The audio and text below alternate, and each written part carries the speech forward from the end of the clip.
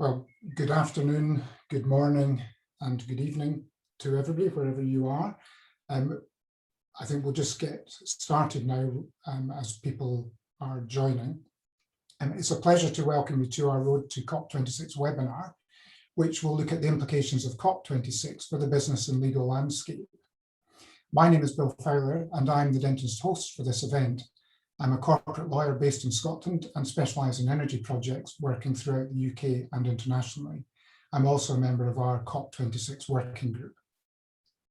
We have a truly international audience today. We have nearly 200 people signed up for the event from around the world, representing a wide cross-section of our community, including government and regulators, banks and investment funds, global, national and local businesses, and the advisory community. We have a wonderful panel of speakers, and I will introduce them shortly. Each panelist will speak for around 5 minutes, and then we'll have 15 to 20 minutes, hopefully, for Q&A and a quick wrap-up before finishing at 1 p.m. UK. If you do have any questions or comments, please post those in the chat, which my colleague Harriet Coates will be monitoring, and we'll pick up as many as possible in the Q&A. Harriet is also going to post a link to a poll we're running on LinkedIn, and it would be great if everyone could take 30 seconds or so just to click on the link and participate in that. So let's get started. I'm delighted to welcome our panel. I'll introduce each of them briefly, and then we'll move into the panel session. Our first speaker is Alison McRae, Senior Director with Glasgow Chamber of Commerce. Alison is responsible for a strategic partnerships portfolio working across a range of organisations which seek to innovate and anticipate new opportunities for Glasgow and its business community. She's currently facilitating a movement for change around circular economy principles in the urban economy and has overall responsibility for developing Young Workforce Glasgow. She leads an award-winning team whose work has been recognised by the World Chamber of Commerce, World Economic Forum and the Herald's Digital Business Awards. She's a board member of Scottish Tourism Alliance, Glasgow City of Science and Innovation, and is co-chair of Glasgow Employment and Skills Board. I've also asked Alison to speak for a few minutes longer, as she's going to give us an overview of COP26 and Glasgow's preparations, which should be a fascinating insight. Then we have Neil Kermode. Neil has been Managing Director of EMEC, the world's leading test facility for wave and tidal energy converters, since 2005, and has overseen the deployment of more marine energy technologies in the seas around Orkney than have been deployed at any other site in the world. EMEC has also pioneered the production of hydrogen from tidal energy as an alternative to grid export, and is the project director for the UK's Profiting from the Energy Revolution project Reflex, which is seeking to better integrate renewables into one model of the energy system of the future. Neil is a chartered engineer, fellow of the Institution of Civil Engineers, and a chartered environmentalist, and a passionate advocate for a sustainable energy future. I'm proud to say I've worked extensively with Neil and his team on a range of marine energy projects, and they're quite simply fantastic and inspiring people to work with. Liz McAreavey is CEO of Edinburgh Chamber of Commerce, a role she's held since 2016, following 6 years in various other senior roles with the Chamber. She sits on a range of civic boards in the city, including the Edinburgh City Vision Steering Group, the Festivals Forum, the Edinburgh Development Forum, the Strategic Implementation Group, and the Edinburgh Advisory Panel. Liz also chairs Edinburgh's COP26 Advisory Group, which I'm also involved in with her. Liz has been involved in climate change and low carbon initiatives for many years, including project managing the Scottish Low Carbon Investment Conference in conjunction with Scottish Enterprise and Scottish Government. I can't quite believe that was 12 years ago, Liz. Miles Kitcher is Executive Director of Peel L&P Natural Resources and Energy. Peel is based in Manchester and owns and manages 12 million square foot of property and 20,000 acres of land and water. Its holdings are largely concentrated in the northwest of England, but Peel also own and manage significant assets throughout the UK with a portfolio value of 2.6 billion sterling. With over 20 years experience in the energy and waste industries, Miles has a career spanning local government, public sector and private enterprise. Miles has broad sector experience, including waste to value, district heating, onshore wind, and solar and electric vehicle charging. Miles is also behind Protos, which is Peel's flagship destination for energy innovation and industry near Ellesmere Port in the northwest of England, with the soon-to-be home of the UK's first plastic to hydrogen facility. Miles, I have checked, and although the Scottish Government has banned travel between Manchester and Scotland for COVID reasons, you are still welcome to join our webinar. And last but certainly not least, we have Alan Somerville. Alan is a leader in ESG and responsible investment and sustainable finance. He's highly experienced at board level, an expert in the development of ESG and stewardship strategies and engagement propositions.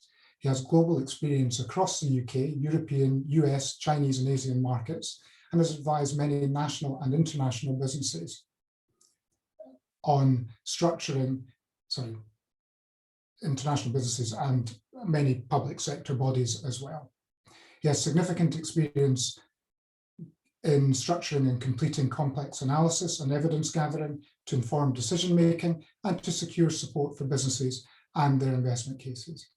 He's also heavily involved in the development of green finance and sustainability criteria, and among many other bodies, he's a member of the Green Finance Institute and the all-party parliamentary groups for energy studies and net zero.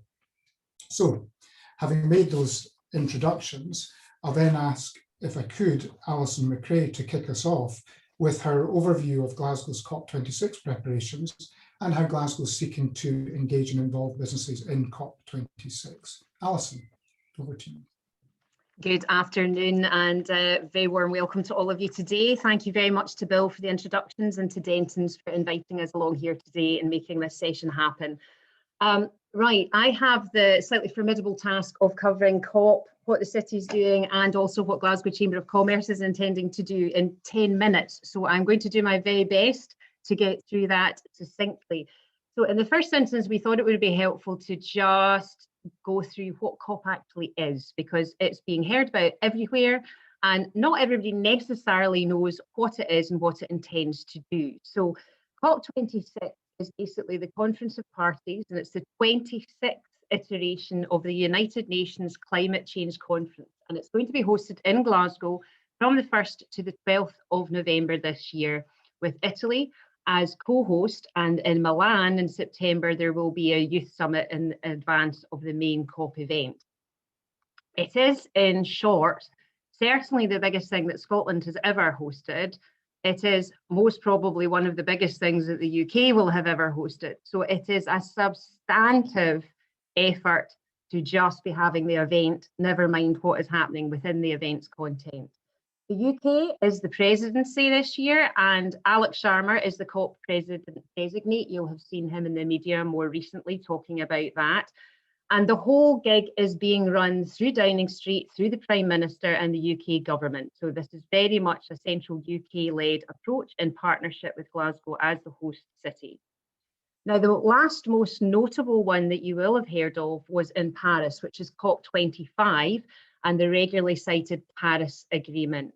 Now, in short, all of that was about stopping the temperature going up by more than 2 degrees, and ideally only 1.5 degrees, because of the impact that that temperature increase is having on the entire planet and the natural habitat. And I'm just going to let you hold on to the temperature point, because the temperature point is what this is all actually about. Now, the actual temperature implication is due to greenhouse gas emissions, and you will hear from colleagues in the panel in a lot more detail, no doubt, about the implications of that. But there were 195 signatories behind the Paris Agreement, and it's that kind of level of engagement that we are expecting in Glasgow later this year. Now, the ambition at the moment is net zero by 2050. Different cities have different targets. The Scottish Government has slightly different targets, and everybody's nailed their colours to the mast with targets. But I suppose to some extent what's key today is what's behind the targets and what does it mean for you. Now, there are various UK priorities for COP. You'll find all of that information on the UK COP26.org website. And most importantly, the battle rhythm for the event is going to be getting brought forward very, very soon. And what does that mean? That means we'll then understand at which point the world leaders will be in town. We'll understand what point the various thematics are going to be discussed in order that we can plan and organise around that. But we are, in short, expecting 120 world leaders, 25,000 delegates, and all the other people who are very ambitious in the space of climate change. You will also hear regular reference to the Blue Zone. The Blue Zone is where all the actual negotiations will happen, and that will be in the SEC campus in Glasgow and the Science Centre next door, which is an entirely section-offable, even though that's not a word, area for the city. And then there is a green zone, and the green zone will kind of come into the wider city area. I'll stop on COP, then I'll move on to the city. So the city's view is basically the global eyes will be on Glasgow, and we will be doing everything we can to make sure that we maximise that. It's wanting to be a COP of action beyond just being delivering a really excellent event. There's always going to be an intention as its core about a legacy, and indeed what we hope will be called the Glasgow Agreement as a result. The city is currently putting together plans for being a global demonstrator around the green and circular economy. Nations pledge, cities deliver, all that good stuff. And there will be a green investment prospectus which will cover a range of different investment opportunities, from retrofitting, district heating systems, metros, and the Clyde, developments around the Clyde. Then we come to the Chamber. So Glasgow Chamber itself has been leading the way for about 5 years now on the circular economy work, all of which we have been in the room on because it's about innovation, and it's about innovation and future-proofing businesses. Now, one point I will leave you with today is the Ellen MacArthur Foundation recently published material which says, research, let's call it material, 55% of the greenhouse gas emissions can be tackled by a move to renewables. The balance will be addressed by a circular economy approach. That's how important the combination approach is, and an integrated approach around manufacture, consumption, and the disposal of products and materials. Now, the role we've played in that journey so far has been around storytelling, case studies, knowledge transfer, events, one-to-one business engagement, and so on and so forth. And you know, we've got some great stories around over 50 million opportunities to see in terms of the material that's been developed by the Chamber and the team. And other cities, Liz, you'll hear from shortly, in Scotland have been developing work in the space as well. And we've had recognition from the World Economic Forum, from the Ellen MacArthur Foundation, C40 Cities, and the European Investment Bank as a result of the business-led approach the city's taken. And if you want to know more about that, go to circularglasgow.com.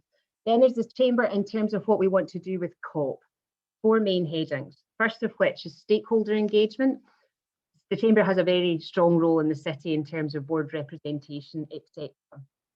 Sustainable Glasgow, which Bill mentioned earlier, was launched at the end of last week, and that's got ambitions, as I say, around a green and a circular economy approach for the city. We just launched a green charter for how businesses can engage in the net zero ambition, circular route map, and our own circular Glasgow work. Then there's a mechanism the city uses for any major event, which is Get Ready Glasgow, and that will be pumping information out as we go in the journey up COP. I should also give a nod to the City Centre Task Force, because by goodness, these businesses that are coming through the pandemic, moving towards this major global event, we need them to be alive and functioning well, and that's going to be so important for us. Business engagement for our members, how we help them to show their wares in the green zone. As a host city, we're very privileged to be part of the green zone. Access to Team Glasgow events, our own events, including our circular economy engagement work. We'll also be doing a 2-day climate chamber mission, which will involve 12 countries using our British Chambers of Commerce International Network. And for those of you who are out with Scotland, you might wish to be aware of that. It will be countries, it's the countries we've been working with for some time who have climate change as part of their core business. And we'll also have, in parallel to that, circular cities engaging with businesses accordingly. And there'll be about 200 businesses in the room, knowledge transfer, trade, and so on. Really, really exciting. And then the last area, which is probably slightly more of a surprise, is our education legacy ambitions, where we intend to marry the work of the developing young workforce activity that the Chambers have been doing across the country with our circular Glasgow work. And that is principally to take industry links into the education system, encouraging the young people to perhaps put the placards down and actually get their sleeves rolled up into the education prospects around STEAM and creative learning. So as businesses pivot through all of these changes and circular economy approaches that will be coming, that they can come out and take a meaningful role in the workforce to help with the climate change agenda. So that's a very top line canter through where we're at, and I'm happy to stop there and pass back to Bill. Thank you so much, Alison. Fascinating insight into the scale of COP26 and some of the activities in the lead up to that. I think what the wide range of activities that Glasgow Chamber is involved in really shows is the effect of COP26 will be enormous, and it's probably for the business community, it will be the ripple effect. It's not so much the immediate decisions that are taken, but either the impetus that is built in the lead up to COP26 and the various targets and initiatives that are being driven through just now that we're seeing on almost a daily basis with new announcements, and the follow through from it rather on a day-to-day basis. And all of this is new and not, or much of it is new and novel. And that means it's quite hard to implement for people. There's also such a huge breadth of initiatives and information that businesses can find it hard to know where to start. So if I can now bring in Neil Kermode from EMEC. Neil, as somebody at the forefront of the energy transition and renewable energy, I don't think there's anybody who can really claim to be more at the cutting edge of things than you and EMEC. What would a successful COP look like to you? And what are some of the lessons you could maybe give or feedback to people listening from your experience delivering these new and novel projects in businesses trying to take advantage of the transition to net zero? What lessons can they take from you and your work? Thank you. Yeah, thanks, Bill. So I'll break that. So I'll take that in the two parts. So what would a successful COP look like to us? I think principally what we're really looking forward to seeing is a gear change, because hitherto there's been a certain amount of snivelling and uncertainty about whether we really need to do this, and government's been saying we really need to, and the Paris Agreement was a very clear articulation of that. But I think the thing we've seen has happened in the meantime has been the fact that business, and indeed like banking sector and in insurance and all these other, I'll use the word peripheral, but please don't take that in any pejorative sense. You know, those non-technology focused activities have really all started to mobilize. So I think what we're hoping to see is that this drives even more confidence to actually take stoical and determined steps to make this actually a reality. Let's stop talking, let's get on with it. So I hope that people will then come out of it with the confidence to go forward and really progress this without worrying that somebody's going to be sniveling quietly in the background. Oh, do we really need to do this? Yeah, I think we're past that. We just need to get on with it. So the bobsleigh's on the track, and we all need to get coordinated and push like anything to get in before we jump aboard and really make it happen. So that's what I'm really hoping we see out of COP. You know, that full-throated commitment. In terms of experience of what I would offer, and just for clarity, we're working on wave and tidal energy, and we've been at this for a number of years. So EMEC's been around now since 2003, but at the moment I've got 2 tidal energy machines from clients in the water, one from Orbital Marine Power, built in Dundee, and the other one from Magallanes, built in Vigo in Spain. They're in the water, as is the motion wave energy device. So we're seeing stuff happen, and the point is it takes time to do this stuff. So if you are going to be really trying to make sure something happens, you cannot decide on the day before your deadline. So let's say, you know, 11 o'clock on the night of the 31st of January 2049 that you're going to decarbonize in 2050. You're way too late. So you've really got to get on with this early stuff now while you've got the time. You know, the whole thing about the time to fix the roof is when the sun's shining, or in our case, the time to work out a new electricity generating scheme is when the lights are still working. So, you know, we've really got to get at this and get at it now. It takes time to do that. And part of that will be a function of the regulators, because the regulators need to understand what it is they are regulating. This is a new world for them as it is for others. And to try and bounce a regulator into a rapid decision about something never works. And I speak from the position of somebody who used to work at the Environment Agency. So we know that we are going to struggle with some of the regulatory challenges that people are going to face. So things like the Maritime Coast Guard Agency are going to have to get used to different fuels for shipping. The Department of Transport are going to have to get used to electric and autonomous vehicles. Ofgem are probably going to get heat on their brief to deal with, and they've not dealt with that before. So all these people are going to have to work out how to properly regulate those processes. Our experience is it takes longer than you expect. It takes longer to get these people mobilized to want to do it because they've got other things on their job. So I'm hoping COP will once again give us something of a access all areas card that will allow us to get to the top of some of these regulatory organizations and break through into the stage of saying, we need to do this now, not when I get around to it.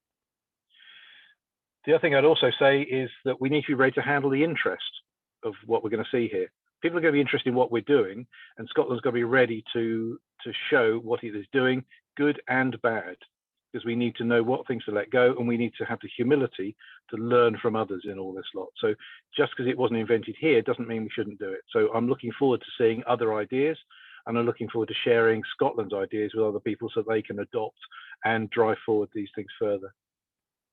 Bill, I didn't actually look at the time before I started, so I'm conscious I might be dribbling on. I'll stop now unless you wanted another point made. So I'll take the thumbs up to shut up. I'll do that. Yeah, no, that's fine, Neil. I'm sure there'll be plenty of opportunity for additional input from you as we get to the Q&A. So thank you. That was perfect. Thank you.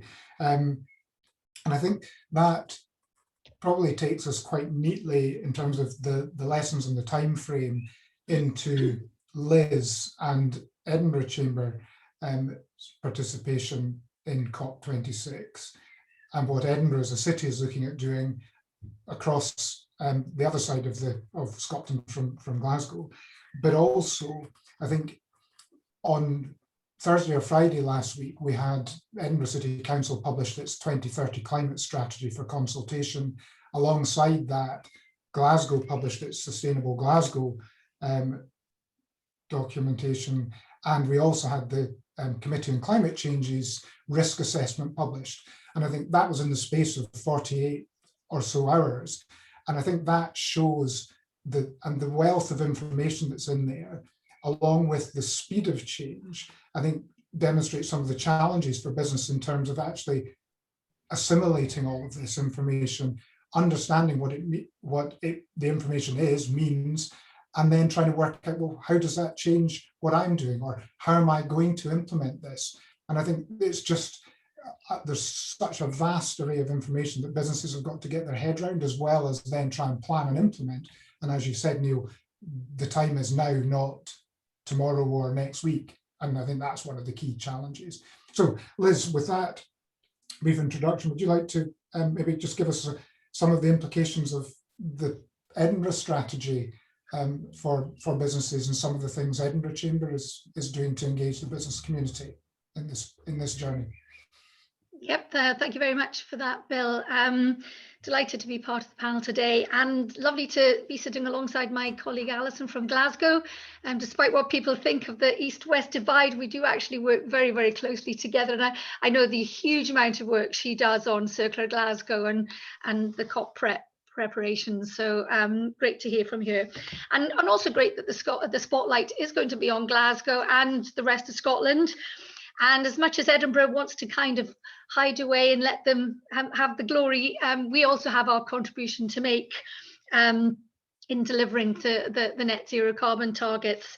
As you know from the sustainability strategy that's been launched, as Bill mentioned, Edinburgh set itself some pretty hefty ambitions and to become a net zero carbon city by 2030, so that it can support this sustainability strategy. That strategy is a fairly hefty document, 73 pages long, which I have read through in a fair bit of detail, and it does cover, the key principles of how they're going to approach it. So a fair, just transition, preventing future emissions, place-based 20-minute neighbourhoods, which I think needs to be very carefully thought through. I think we're at a point where we don't want decisions of regret. So I've got some concerns around that 20-minute neighbourhood planning, electrification, energy efficiency. And they break it down to a lot of detail about where the emissions are coming from and the speed at which they have to be addressed. It's also very clear that no one organisation or sector has the skills, knowledge, capacity or resource to do this alone. So it's going to be very much a collaborative effort. And so this document, I think was launched last week, is under a 12-week consultation period, which we will be feeding into. But some of the key things the document mentions is to transform the city centre to become connected to thriving local neighbourhoods, to have active travel routes and world-class sustainable public transport affordable for all, and that most citizens will not need a car, and that there will be a network of EV charging hubs all around the city. So there's some pretty dramatic changes to address over a very, very short space of time, and a time where businesses are on their knees. As Alison mentioned, city centre will be delivering, in Glasgow, will be delivering COP at a time where you need the businesses to be alive and kicking. And they've got some significant challenges to grapple with alongside contributing to this. And Edinburgh particularly will have one of the longest and slowest recoveries in the UK. Even the City Council's own expectations is likely to be 2024 before Edinburgh starts getting back to pre-COVID levels. So, you know, we've got those challenges to grapple with, alongside businesses playing their part. Significant investment's going to be required. I think just to replace gas boilers in the City Council's housing stock is going to cost around about 4 billion. That's unaffordable. So where's that going to come from? And we're also grappling a number of tensions and contradictions in that tourism is a significant contributor to the city's economy. It's always under scrutiny, but we are going to have to transition to a green tourism. 4.3 million visitors come to Edinburgh every year, supporting 36,000 jobs and significant number of businesses. 50% of those are international visitors. They spend double the amount of money of domestic. So we've got that tension of continuing to be an international city with international festival, with a sustainability strategy that is encouraging us to fly less. So there's a number of tensions that we do have to manage our way through. And I think we also have to be careful of artificial deadlines. 2030, you know, it's good to be ambitious, but at the same time that can drive short-term decision making rather than longer-term behavioural change. And I know, you know, Alison's working a lot on that circular economy, and she said, you know, 50% of the solution will come from circular economy. And I think whilst net zero carbon is kind of seem to be the panacea, behavioural change and reducing our consumption is probably going to have that longer term impact on preserving our planet. So, you know, many things to consider, whilst business also accept that we need to play our part in this. Very, very briefly, Edinburgh has been, the Chamber of Commerce has been invited to lead on the city's COP26 activity. And we want to create a Team Edinburgh approach that's aligned to Team Scotland. We know that there's a huge number of events planned across the city, from the festivals to the universities to corporates, all wanting to showcase the innovation and contribution to sustainability. It's all very fragmented, so our role is to try and map as much of that as possible and create a programme for the city to put a spotlight on what the city's doing. We'll also curate a number of stepping stone events leading up to COP, which will focus on what Edinburgh is particularly famous for. Rather than try and boil the ocean, we're going to focus on a few key themes like green finance, green tourism, and the built environment, particularly of a World Heritage City. So quite a lot of work to do with that, and particularly ensuring that we have youth and community participation. Hopefully, you know, we'll have a physical pavilion during COP in Edinburgh to showcase some of the innovation. But we see this as about creating a legacy. It's getting businesses, you know, it isn't the start or the finish. It's actually making sure that we continue on beyond that and get businesses signed up to the Climate Compact. And as you say, Bill, Wade, you know, we want to make businesses' life easier by getting clarity and trying to explain some of the easy ways that we can start getting involved.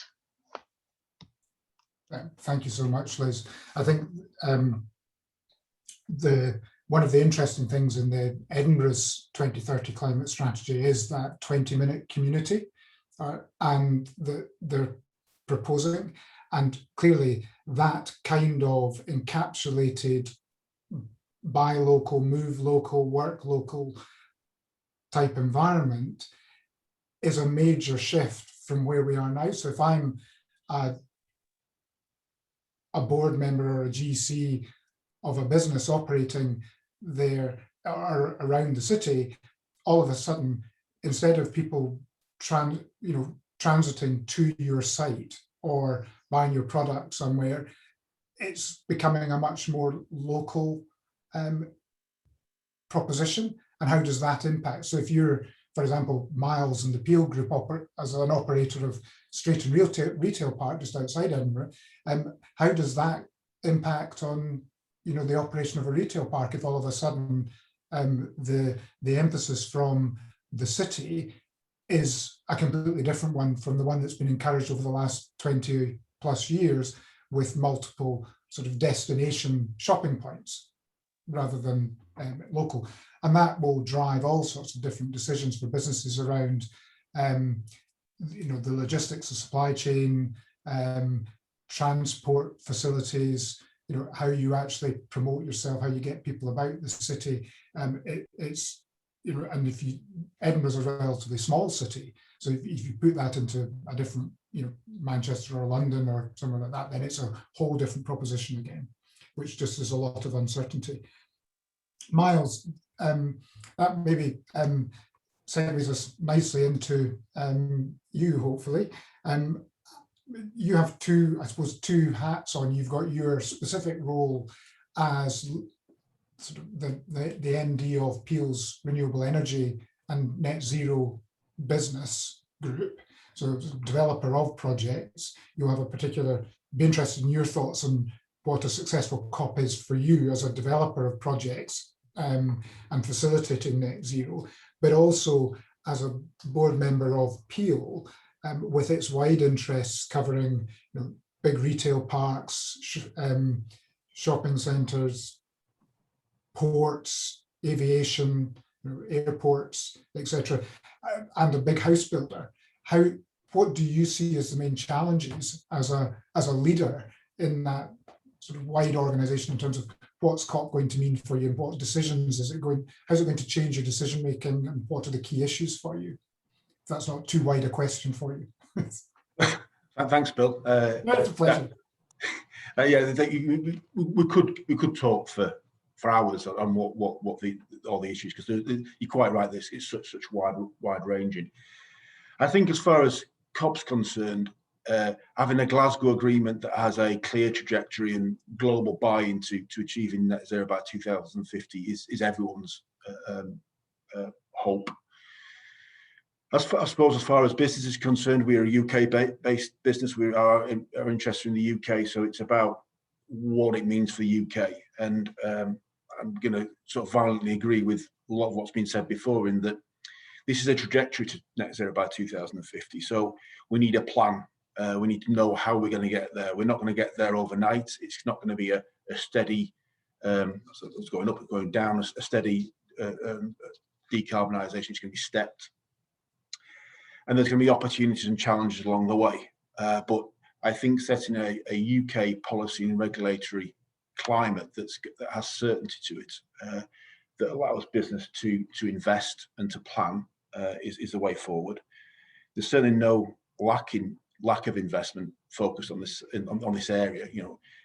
That environmental, social, governance elements of investment is growing all the time. All our investors talk about that as almost the first thing they ask us about, what our ESG approach is. And you saw in the news last week, PwC increasing their workforce in ESG by 100,000 and spending $12 billion, I think it was, on $12 billion they're investing in that space. So a lot is happening. I think the rate of change I think we're on a trajectory, whatever happens now. I think we're going to see more change in the next 10 years than we have in the last 30. certainly in the area where I'm specifically involved, renewables, circular economy, and it's also low carbon energy. We are seeing innovation genuinely come through now. You know, there's things that you wouldn't have expected would have taken longer, I suppose, 20, 30 years ago, and now, you know, rapidly moving forward as we see investment coming into the space. You know, a good example of that is that the interface between the low carbon economy and the circular economy, which is really important element. Is we work in a company called Powerhouse Energy, who take waste plastics and convert to hydrogen to switch from diesel fuels for heavy goods vehicles. And you said, Bill, you know, the first one's in Ellesmere Port. That's true. We'll full start construction very soon. The second one is in West Dunbartonshire, just under sort of the outskirts of Glasgow, looking at a refueling station for heavy goods vehicles. And it's not the answer, because it's still a carbon fuel going into fuel transport, but it's better than the alternative. So that's what I mean by there being a transition. It's not going to be, we're not going to have all the answers immediately, but 60% of our plastics still in the residual waste stream. It's still getting converted to electricity, which is good. But if we can convert it to hydrogen, all the better, and increase the amount of recycling. So a lot of innovation will come through that area. Some of the key unknowns, you know, where will the price of carbon get to over the next 15, 20 years? That will drive a lot of change across industry. It's really important we approach that in a way that doesn't mean we just offshore all our carbon emissions. We need to safeguard jobs and employment and create a greener but no less profitable industry in the UK. That's really important. So we need to support our incumbent industry in that transition. That some of that could be carbon capture and storage, as well as some of it being fuel shifting going forward. We need to decarbonise our heat network, which is really hard, as Liz said. You know, changing all gas boilers in Edinburgh. I don't know what the figure was, but it was big. I think it was 3 billion. He said it's a huge challenge there, but we need to embrace that. Some of that could be through district heating. We, as a company, looking at district heating solutions within Glasgow in the Clyde Mission area. Some of it is electrification, and if we grow to electrification, then we need more renewables. And if we need more renewables, we need more storage. Again, innovation around storage. So there's an awful lot. You know, I'm speaking fast to try and get everything in, but across the wider business, from a company like Peel, there's still some unknowns as to how societal change will impact on our day-to-day lives. You know, we're looking at through the NRE business, looking at fuel switching, but that could apply to airports and aircrafts as well. You know, we've got sustainable aircraft fuel being a biofuel supported by governments, because people are still going to want to travel. We can't just, my personal view is we can't just say to people, no, you can't travel. You've got to find ways in helping people still have a great life and go on holiday and see places, because I think that's really important for everyone. So just stopping and taking a step back in society, I don't think is a solution. So we need to find technical solutions to allow that to continue. But there will still inevitably be a change of how we function in the UK, whether you know, what's the future of the city centres, what's the future of where do people want to live? Do people want to live in flats in city centres? Do they want to, especially going through a pandemic when, you know, we've been locked in, do people want to move out of the city and have more of a suburban life? There is still a lot of unknowns. But I think the big but is that we need, we will change the way we operate as a country. That will bring investment opportunities. It'll bring changes from people's lives. And we need a government that provides policy and regulation that supports that transition in a planned and clear way. And I'll leave that there, Bill. I think if there's anything else we can pick up. Thank you, Miles. Yeah, I think the policy, the clear roadmap and the policy is clearly key to any business decision in terms of knowing what your framework is that you're operating in and what the policy landscape is. And I think one of the challenges for any business is going to be navigating the policy outputs from COP, and what does it mean? Because that will all be quite macro level naturally, but then what does it mean on a UK regional, city, local business as it all cascades down? And there's just going to be so many areas. The other area I'd like to just touch on, I suppose, is, and it's sort of forgotten about, I think, almost, and that's adaptation. That's one of the key parts of COP26 is adaptation. Now, adaptation is, you can think of as in, how do the island nations in the Indian Ocean or the Pacific cope with rising sea levels, or sub-Saharan countries cope with increasing desertification? But it's not, it's about the here and now as well. And for us, it's what's the adverse impact of a warming climate on productivity, people working from their homes, people working where we've not, certainly in Scotland, you've not really had to worry too much about air conditioning other than a few days of the year. That's changing, and it is changing. But adaptation is another key part of this. And I think one paragraph jumped out at me from the Committee on Climate Change's risk assessment. I'll just quote it. It's pretty stinging rebuke to the government. It says, the government has not heeded our past advice on the importance of setting this framework and resourcing it adequately. This is about adaptation and risk management. Adaptation governance has weakened over the past 10 years at the same time as climate risk has grown. This must change. Now, that's pretty stinging.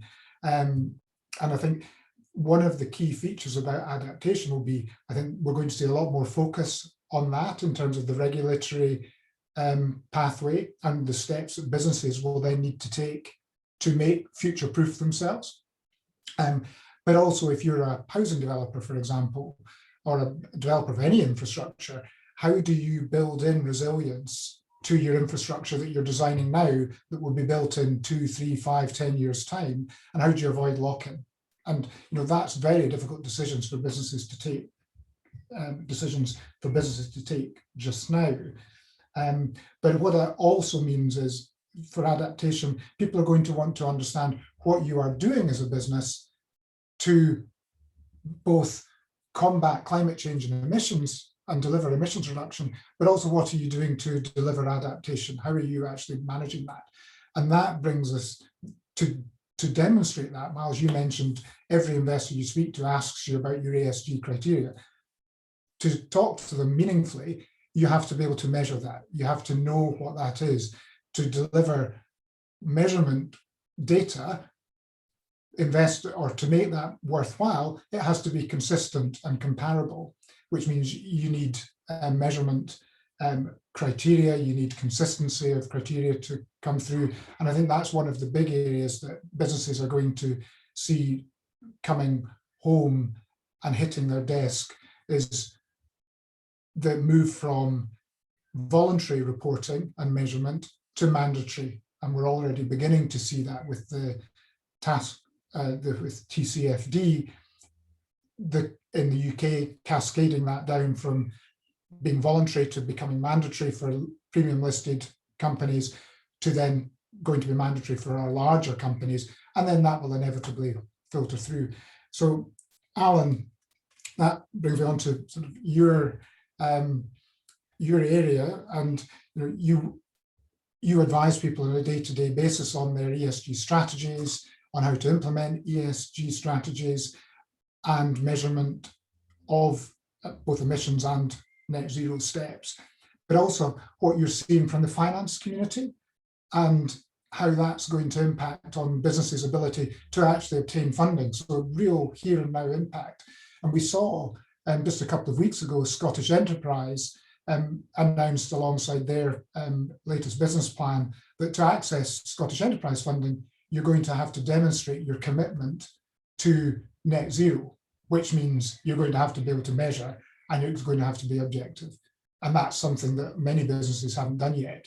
So what are your top tips for measurement? What would you say a board should be thinking about? What should a GC in a business be thinking about today that they can do to help their business address these risks? Thanks, Bill. Yeah, I think, as you say, a lot of this is rhetoric versus reality. I think the sustainable finance sector has seen a remarkable transformation over the last 24 months. And I think, the pandemic has been a real accelerator of that transition. I think, COP26 is a useful focus point as kind of governments and business and big business kind of, I suppose, adopt this transition towards the decarbonisation agenda. I mean, just at the macro level, I mean, the numbers are staggering. First quarter of 2021, there was $2 trillion invested by green funds globally. There's currently $3 billion a day of new capital being invested into green funds, and there's currently $5 billion a day of green loans and bonds being issued globally. So there is an ever increasing wall of green money out there. However, what you often hear from funders and lenders is that there is a lack of opportunity or product to invest into. So I think there does need to be an alignment between the money and the people who require the cash for investment purposes. And again, one objective out of COP26 hopefully is that kind of coalescence between the world of funding and finance and the world of operations and reality. I think the reality is the businesses will have to work harder now to retain existing sources of funding and to attract new sources of funding and investment. There is much greater scrutiny and measurement now by the financial sector of risk and opportunity. The downside risk of climate and carbon risk, the upside opportunity of resilience and impact.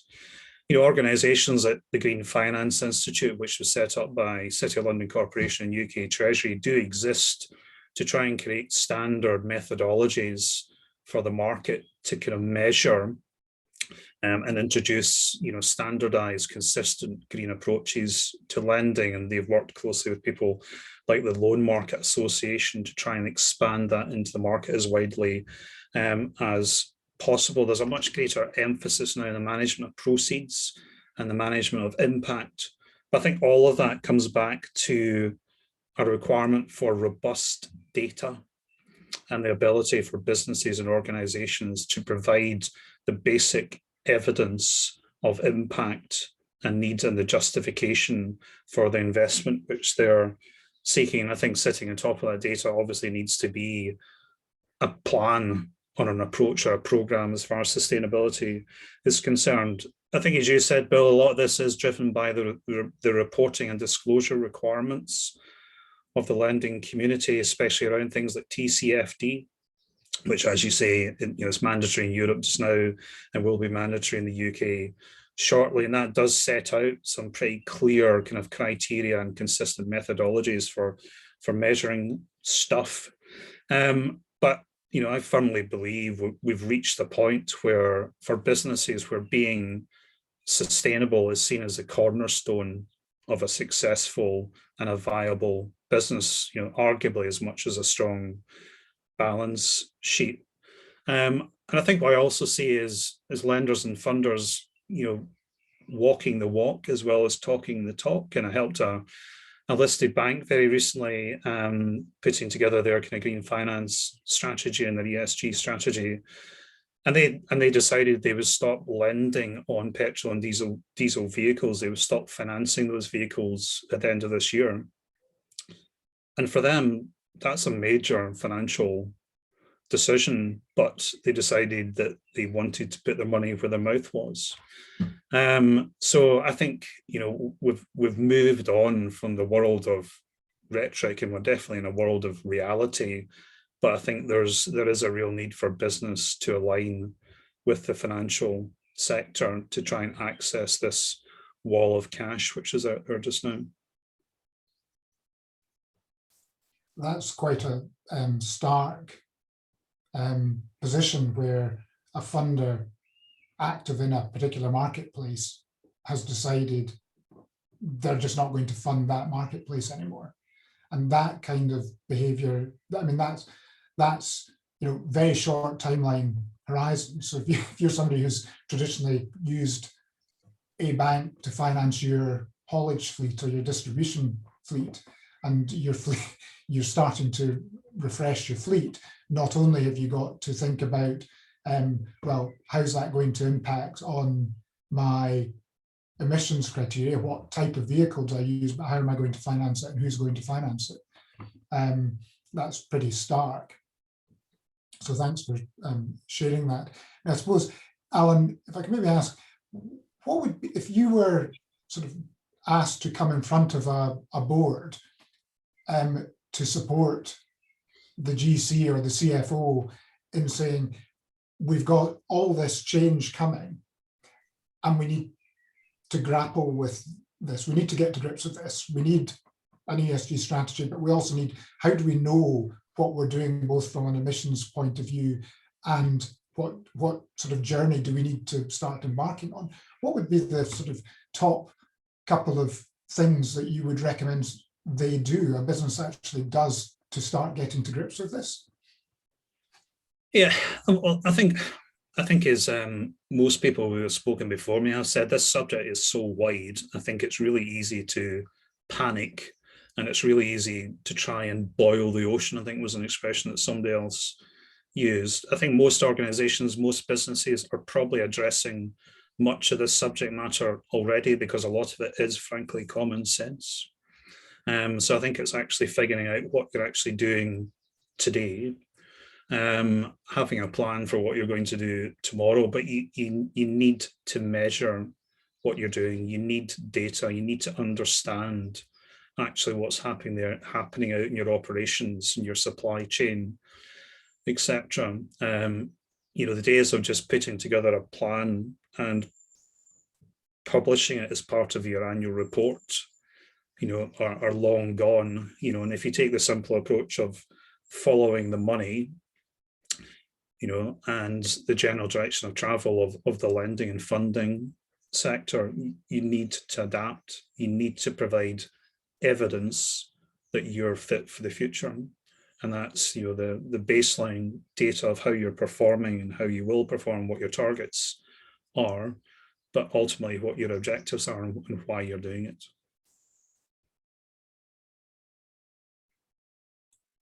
And of course, that measurement will be not just your own direct emissions, your scope 1 and scope 2 emissions, but also those of your supply chain, your scope 3 emissions, both upstream and downstream from your operations, and how you measure that. And I think I'm right in saying that there's a move, I think it's just a proposal before the European Commission at the moment, to actually move into mandatory supply chain due diligence and reporting on this. So, again, it just brings you into a whole different sphere of how you do business with your supply chain, I guess.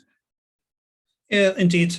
I think, but have a sensible boundary around your kind of scope 3 emissions, and and be sensible and be practical about it. If to take your example, Bill, it's arguably the start of a bit of a journey for you. But I think the pandemic has exposed pretty widely and pretty obviously the kind of weaknesses in global supply chains. So ESG and sustainability aside, again, it comes back to that point about it's a common sense approach to running the business as best you can. Thank you. I'm conscious of our time now. Neil, I wonder if I could bring you back in just for some, I'll go around the panel just for some closing thoughts. If you were speaking to a business that has no involvement in the renewable energy sector, Neil, but does have, it's looking at net zero and what it does, what would your key message be to them to get the board engaged as the leaders of the business? How do you get them really driving forward and realizing that this is something that they just have to do? What would your message be to them? I think the point that Alan made is about data. Look at the data. You know, where's everybody else heading? What is changing? What you did before is not necessarily going to work anymore. You really need to recognise there is major change coming. And so I think you don't have to do much reading around this to suddenly wake up in a bit of a cold sweat if you're in the wrong space. So I would say be open, have these discussions, and find out, and actually go and talk to your kids and your grandchildren about what they're being taught in school, because that's the sort of stuff that's going to be coming down the wire. That's going to be your market a lot sooner than you think it's going to be. Thank you. Miles, any sort of similar thought from your perspective? What's your message to your board as the sort of charged with delivering net zero projects? What would you say to get your board on board? He runs through the central theme of the board as ESG runs, because it touches every bit of the business, whether it be house building, whether it be retail, whether it be airports, ports, whatever. It touches every bit of the business, and it's again echo. It's about data. It's about understanding what you can do, and I also think it's about understanding what you can do today and not and plan for tomorrow, because you can't do everything immediately. It's a bit like, you know, gas. You know, methane is a really important fuel for the transition.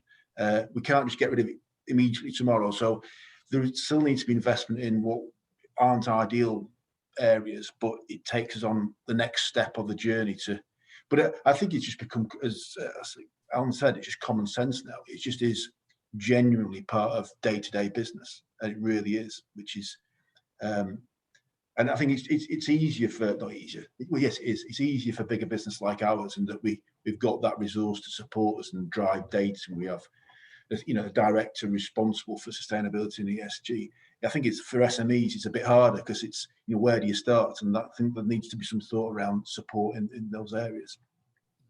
And that's hopefully where the likes of Alison and Lizzie's work through their chambers of commerce can provide that sort of essential support and some guidance, and corralling the local business community, the SME business communities together to support each other. On that note, as we draw close to 1 o'clock, I'll draw things to a close. So fascinating insights from each of you. Thank you so much for that and for your time.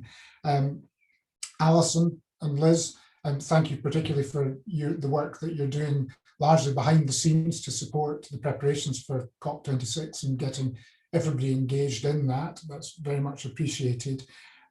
We will be sharing a recording of the webinar after this event, and within the email with that, we'll include a link to our Denton's ESG Hub, which is a global information portal on all things ESG, where if you register, there's a lot of information you can access.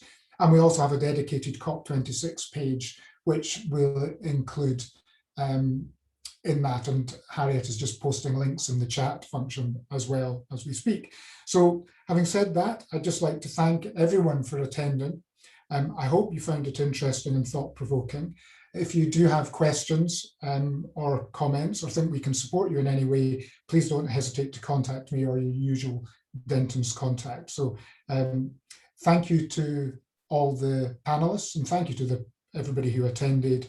That concludes our webinar. Thank you and goodbye.